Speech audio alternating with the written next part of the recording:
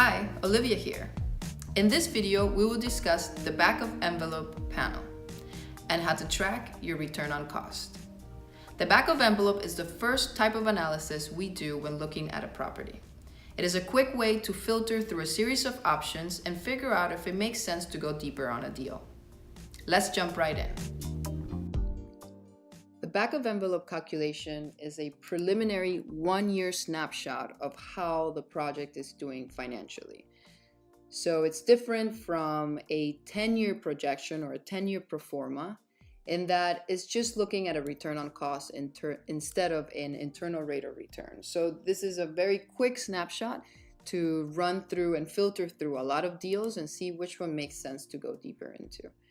We do that by taking the net operating income, which is broken down in the lease uses. So each use will have a net operating income, and that's derived at by taking the gross income minus vacancy minus operating expenses.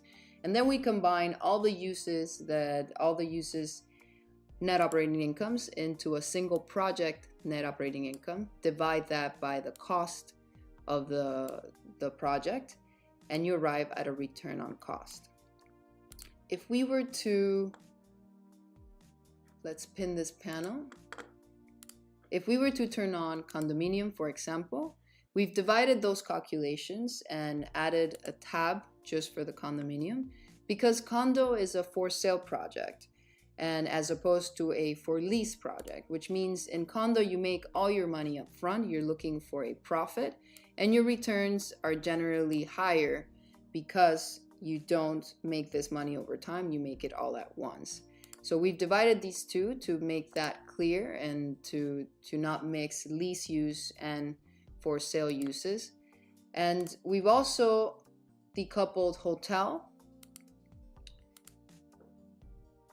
because usually hotel is analyzed, or hotel really could include office within it and retail within it, and it's usually done is the single use project, but in this software you can mix any uses you can, but for the sake of clarity we've decoupled hotel as well from the lease uses.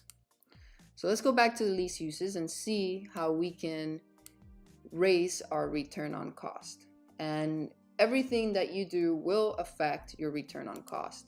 For example, how much you're paying for the property. So if your property instead of 4 million is now 8 million, does that make your project unfeasible financially?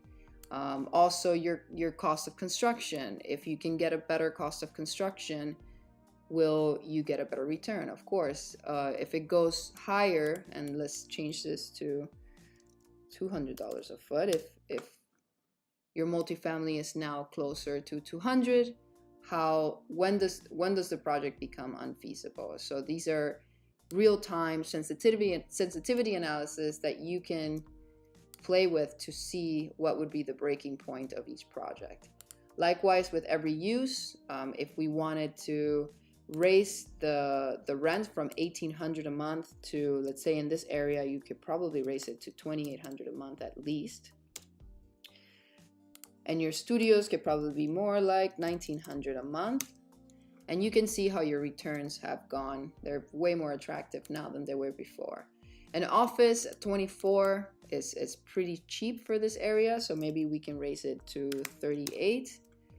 And perhaps retail can go a little higher as well, maybe 45.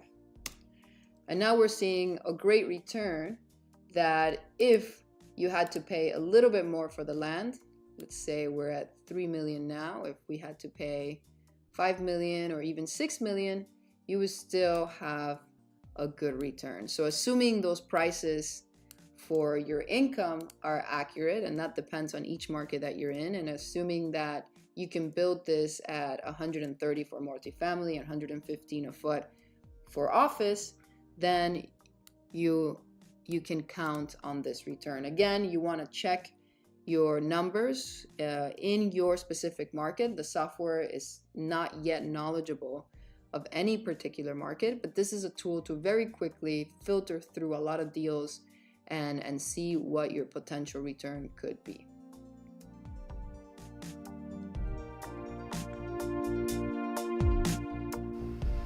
Now you understand how to track your return on cost. If you have any questions, please get in touch through our user feedback feature. In the next video, we will discuss the PDF report options and how to adjust the information within it.